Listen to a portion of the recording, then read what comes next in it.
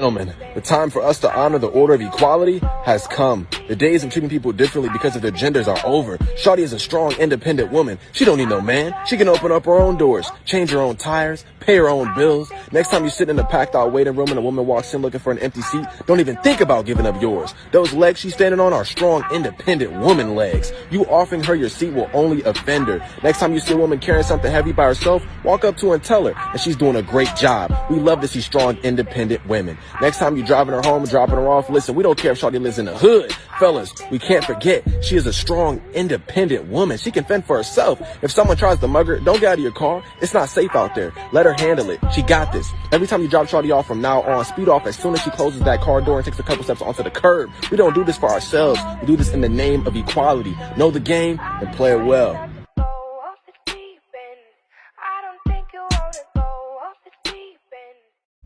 I think we should all take his advice on this one. Hey, strong, independent woman, equality. Hey, look, if you don't need my help, that's fine. You know, you can handle it. You're strong and independent. We'll leave it to you.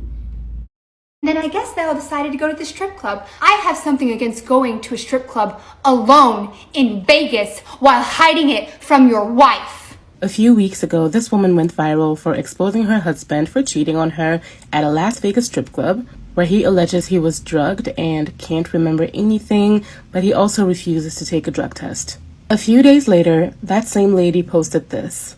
Please, my life has been torn upside down. We are a one-income household. I'm a stay-at-home mom. Don't try to call my husband's place of work. This is my life. Nothing is getting solved today. Nothing's getting solved tomorrow. I have children. I'm so angry. I'm so angry at him, but please, guys, cutting off my financial stability is not it. I beg of you.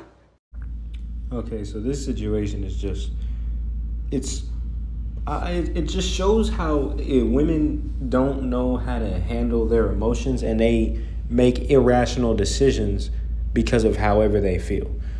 This woman had put all of her business on the internet, and without taking a second to think how this might impact her husband and what it might do to her financial stability, she just decided to spill the beans. I don't know what you expected everyone who didn't know the full story or what really happened. All they heard was what you said, and they're going to have a reaction based off of what you said. I don't know what you expected to happen other than these people going after your husband. It's the way that people work. If you would have took a second to think, you would have realized that you were going to put him in a tough position, and you were really putting yourself in a tough position.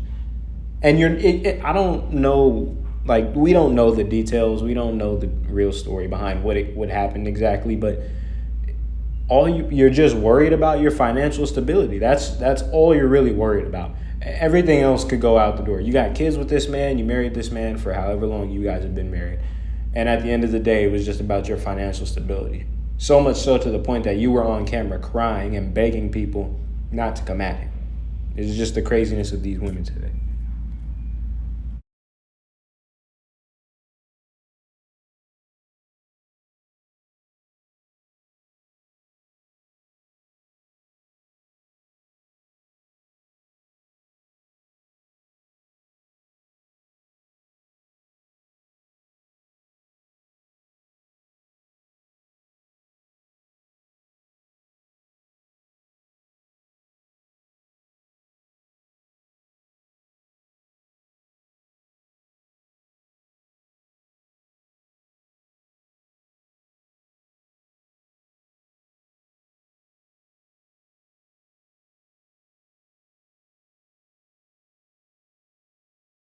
I've always worked ever since I was 16. And when I got married at 29, I was still working, then had the baby.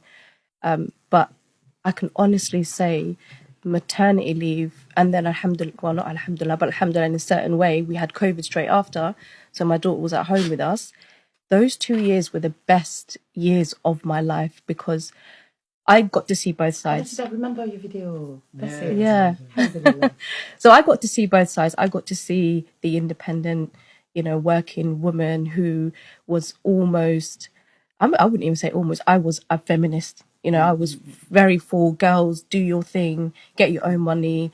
We don't need a man sort of kind of mentality. And then getting married, having my baby, Allah put this rahmah in my heart, you know, alhamdulillah. And slowly but surely, I started to see the hard work that he was doing. And even though I'm working from home and I've still got the child, he was still working. And me looking after her and seeing her first words and him coming home to a nice clean house with food. And then, you know, us Somalis, we love our unsi, you know, the fragrance, putting that on and just having that lovely evening.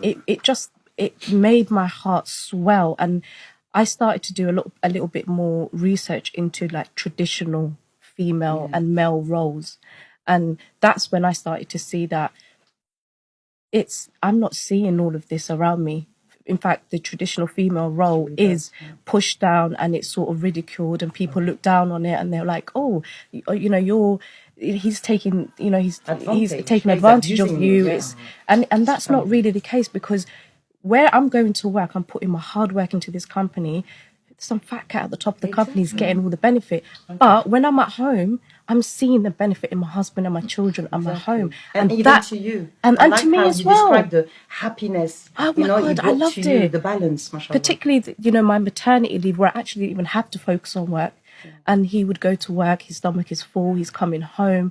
You know, if he's in a bad mood, I can see that. I'm not trying to jump this on woman, him, because, you know, men, this Muslim woman, for us she is females, we very like to lucky. talk and kind Because of connect, whereas for them, they most want to women, disconnect and when deal they with get it. into the feminism, Who do they and have they to talk to? start They can't going moan off to their down friends. that road. They can't moan to their It families. They breaks can't up moan to all their the wives. relationships And that we they don't always have make with ourselves men emotion available, even and to whoever's tell involved them in their life. the It stress, normally Yes. breaks all that up. difficulties. A lot of like, wives had leave enough their already husbands today. and Yeah. things of that sort. And then, and then you get some, and then you get some Lucky women enough that, to where she was Your able to kids made my life tough. Yeah. So your kids It's your did. turn now, was and able to I join you when you said kind this. of It's pull only out when I was before hardworking disaster could and strike the very family. stressed that I understood She's that very what lucky it for takes, that. subhanAllah, for a man. And I want to come home. I don't wanna have know some the milk. details I wanna behind the have whole calm. I situation, wanna have, how like, she you know was what, at a home, but smiling like if you're her husband, like, you can't stand for any of this. I don't know what the details was behind that, but it is what it is. Now, but this woman, she just got very lucky, and she was able to see that, look, you being a feminist, there's no benefit to it. There's no weight. There's no good thing about being independent. It's just not smart on a woman's part. You know, it just doesn't make any sense. And this is a good thing that we were able to hear someone who was very much into feminism, especially so much so considering that she's Muslim. That's not a normal thing for Muslim women. They tend to think very highly of playing the woman's role in their household, having a husband, respecting him. So for her to be a Muslim and to say this, it makes it even more powerful that she's telling you, look, there's no benefit. There was nothing good about me being a feminist. There's nothing good about it. Women just need to understand that.